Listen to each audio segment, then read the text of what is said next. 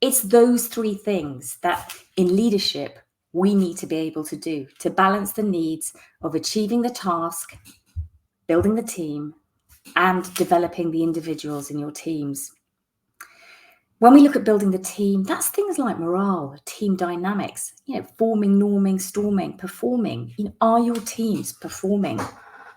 And then when we're looking at developing the individuals, do your teams know how to have difficult conversations between the team, between the individuals? How strong are those interpersonal relationships when things get hard?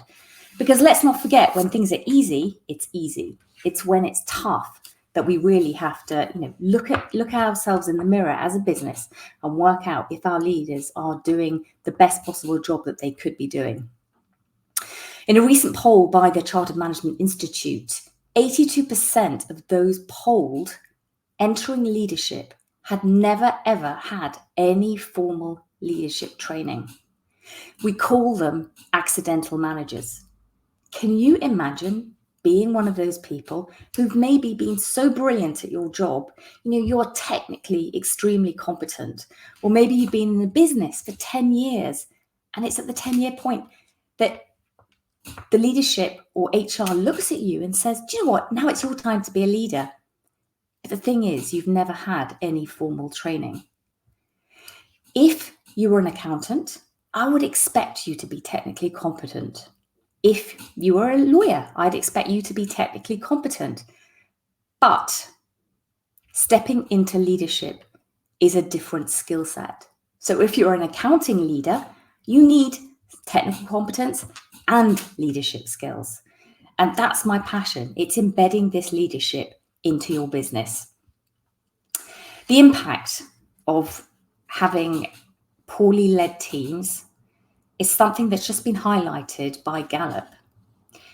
They have just stated from their surveys that they have undertaken that 90% of employees in the UK are quitting. That means that's 90% that are not engaged fully in the business of business, the business that's important to you for profits and productivity. So if you had a business of, say, 1,000 people, that's 900 staff who are not engaged as fully as they could be. That's a huge stat. And leadership can play an important part in developing the culture positively and also leading the teams with energy and vision, being transformational.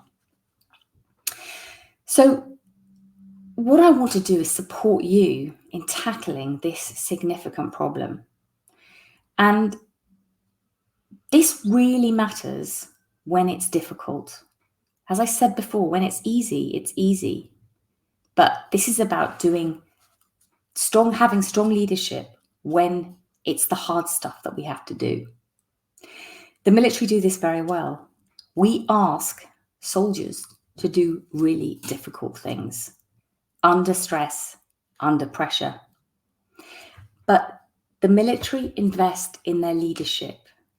Leadership is planned, it's prepared for, leadership is invested in, leadership is resourced, and it's resourced on a constant basis. So that every single time a soldier is promoted, they will move into a period of leadership development, because it is known that as you progress through the organization, more and more leadership will be required. Why is this so important? Well, in its simplest form, this is to counter the risks of placing people in situations that they are not prepared for. But also, when you develop leaders, you are giving yourself the opportunity of growing the business, growth, scale, opportunity. And that's why we develop leaders.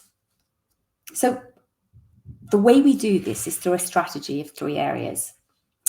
We do this through focusing on, as I said before, achieving the task, building the team, and developing the individual.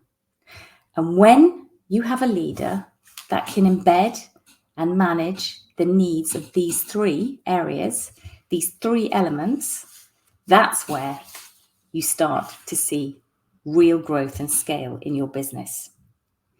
This is something that's called action-centered leadership, and it's at the heart of the British military.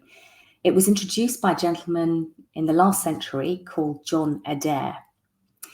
And it is through his theories and writings and developments and tests that it's been proven to be something that the British military have benefited hugely upon. And this is what I want for you. I want your businesses to develop action-centered leadership as a center of your business so that your leaders can achieve the task, build the teams, and develop the individuals. If this is something that you're not doing at the moment, I'm urging you, please think about doing this. It is so crucial to the rest of 2024 and crucial to your business success in such a VUCA environment. If you have any questions following this live, please do pop them in the chat below. Alternatively, book an insights call. There'll be a link in the live comments below. And also feel free to take our resilience scorecard so you can assess how resilient you are within your organisation. I look forward to speaking to you next week. Thank you.